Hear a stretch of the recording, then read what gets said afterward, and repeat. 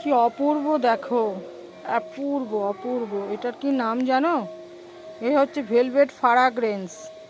দেখো, একদম ভেলভেট টাইপের গোলাপটা ফোটে, একদম অপূর্ব দেখতে লাগে, অপূর্ব, এত সুন্দর কি বলবো তোমাদের। আবার নতুন করে গাছের ডাল দেখো, এই যে নতুন করে ডাল বেরিয়েছে।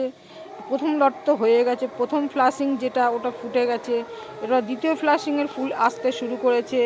এটার নাম হচ্ছে ভেলভেট ফ্রাগ্রেন্স।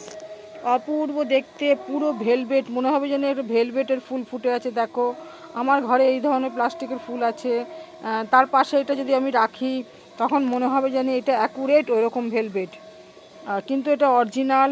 দেখো, অপূর্ব, একদম এত সুন্দর কি বলবো। পুরো ভেলভেট না বলো তোমরা?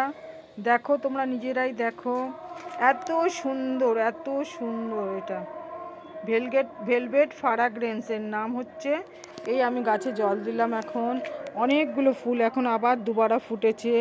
দেখার মতো, দেখার মতো, কি বলবো, এত সুন্দর কালার, যে কোনো মানুষ দেখলে লোভ লাগবে।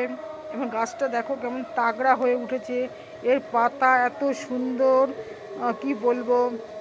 একে একদিন দুদিন বাদে বাদে খাবার দিতে হয়, সব কটা গোলাপ গাছকেই দিতে হয়, সেই জন্য এরা এত সুন্দর।